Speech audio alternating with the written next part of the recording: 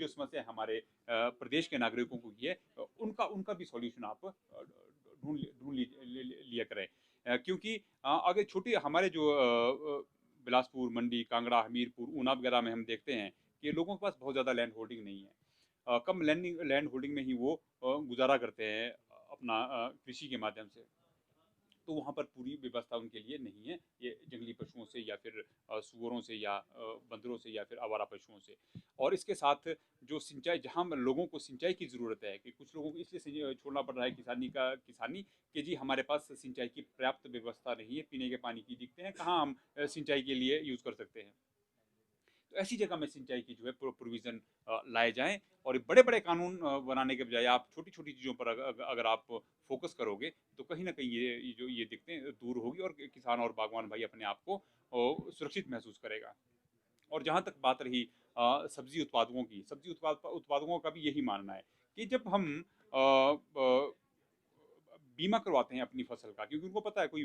बहुत ज़्यादा बारिश हो जाएगी, तभी फसलें नहीं उनकी खराब हो जाएगी, ओला पड़ेगा तो उनकी सब्जी फिर से खराब हो जाएगी। सर मकसद क्या था, किस तरह से देखते हैं? देखिए, कोर्ट ने एक स्टेप लिया है, कोर्ट के होल्ड करने से सारी समस्या का समाधान नहीं हुआ है। हमारा ये मानना है कि कहीं ना कहीं आप पहले इन पूरे कानूनों को रद्द कर दें, और आप कुछ इसमें सुधार लाना चाहते हैं इन कानूनों के माध्यम से, तो आपको किसानों और बागवानों के जो अग्रणी संगठन हैं, उनके रिप्रेजेंटेटिव को उसमें बीच में लेना पड़ेगा, जो उनके डाउट्स है उनको क्लियर करना पड़ेगा।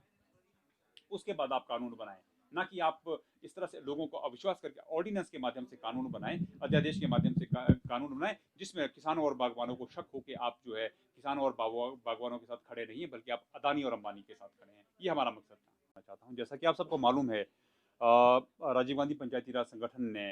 28 दिसंबर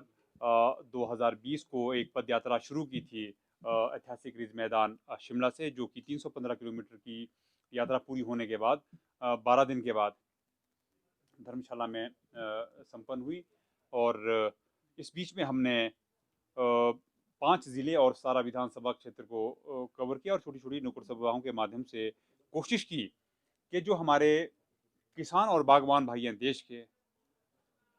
जो हिमाचल प्रदेश के हैं, कि वो भी लामबंद हो जाएं। लामबंद इसलिए हो जाएं कि जो 3 काले कानून वर्तमान सरकार ने देश के सामने रखे हैं, वो कहीं ना कहीं किसानों को, किसान, खेत और खेती दोनों को कमजोर करने वाले हैं, और पूंजीपतियों को बढ़ावा देने वाले हैं। उस विषय को लेकर हमने जो ये पद यात्रा निकाली थी, उसमें हमारे साथ हमारे भाई जो शिमला शहर के अध्यक्ष हैं, मनोज चौहान जी भी आपके बीच में हैं, ये कदम से कदम मिलाकर हमारे साथ चले। और अनिल गोयल जी इस बीच में शामिल रहे हमारे बीच में, पत्रकार बंधुओं के बीच में तालमेल बनाने के लिए कपिल शर्मा जी हमारे साथ रहे। और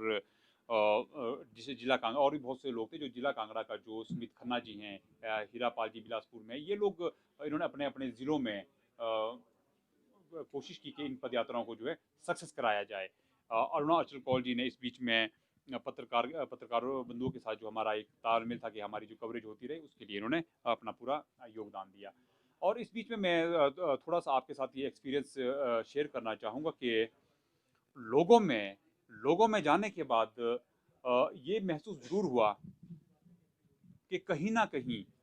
जो हमारा अपर जो सेब सेब वाली बेल्ट है, सेब वाली बेल्ट में लोग इस कानून को लेकर बहुत पशुपेश में है, परेशानी में है कि हमें बड़ी दिक्कतें आने वाली है। क्योंकि अगर ये आरतीयों ने कंपटीशन करना बंद कर दिया, और बड़े बड़े उद्योगपति अदानी, अंबानी या देवभूमि, जो इनके ग्रुप्स, अगर ये आते गए तो ये रेट फिक्सिंग करेंगे, और हमें कंपटीशन से बाहर होकर सस्ते दामों में हमारा प्रोडक्ट ये लेते रहेंगे। जब हम बिलासपुर और मंडी की तरफ गए, तो वहाँ की समस्याएं कुछ और तरह की रही। उन लोगों की रिजर्वेशन ये थे कि भी हमारी तो लगभग खेती छूट गई है बंदरों की वजह से, और जो पशु दिन भर घूमते रहते हैं सड़कों पर, उनकी उनकी उनकी वजह से, और दूसरे जो जंगली जंगली सुअर है, इनकी वजह से जो हम मक्की वगैरह या जो भी हम उत्पाद उगाते थे, हम लगभग हमें बंद ही करना पड़ गया है। और कहीं ना कहीं हमने उनको देखा कि उनकी मजबूरियां कि वो कृषि छोड़कर अब जो है डेयरी फार्मिंग की तरफ जो है वो करे। तो मेरा ये मानना है, जब इतने बड़े बड़े कानून आप लाने की बातें करते हैं, तो कम से कम छोटी छोटी जो समस्या हमारे प्रदेश के नागरिकों को की है, उनका उनका भी सॉल्यूशन आप लिया करें। क्योंकि अगर छोटी हमारे जो बिलासपुर, मंडी, कांगड़ा, हमीरपुर, ऊना वगैरह में हम देखते हैं कि लोगों के पास बहुत ज़्यादा लैंड होल्डिंग नहीं है। कम लैंड होल्डिंग में ही वो गुजारा करते हैं अपना कृषि के माध्यम से।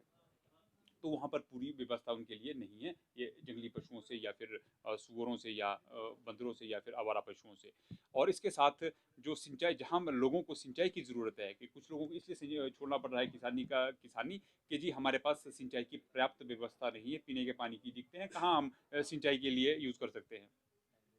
तो ऐसी जगह में सिंचाई की जो है प्रोविज़न लाए जाएँ, और बड़े बड़े कानून बनाने के बजाय आप छोटी छोटी चीज़ों पर अगर आप फोकस करोगे तो कहीं ना कहीं ये जो ये दिक्कतें दूर होगी और किसान और बागवान भाई अपने आप को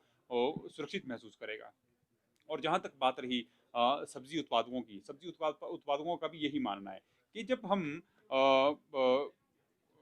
बीमा करवाते हैं अपनी फसल का, क्योंकि उनको पता है कोई बहुत ज़्यादा बारिश हो जाएगी तभी फसलें उनकी खराब हो जाएगी, ओला पड़ेगा तो उनकी सब्जी फिर से खराब हो जाएगी। सर मकसद क्या था, किस तरह से देखते हैं? देखिए, कोर्ट ने एक स्टेप लिया है, कोर्ट के होल्ड करने से सारी समस्या का समाधान नहीं हुआ है। हमारा ये मानना है कि कहीं ना कहीं आप पहले इन पूरे कानूनों को रद्द कर दें, और आप कुछ इसमें सुधार लाना चाहते हैं इन कानूनों के माध्यम से, तो आपको किसानों और बागवानों के जो अग्रणी संगठन हैं उनके रिप्रेजेंटेटिव को उसमें बीच में लेना पड़ेगा, जो उनके डाउट्स है उनको क्लियर करना पड़ेगा,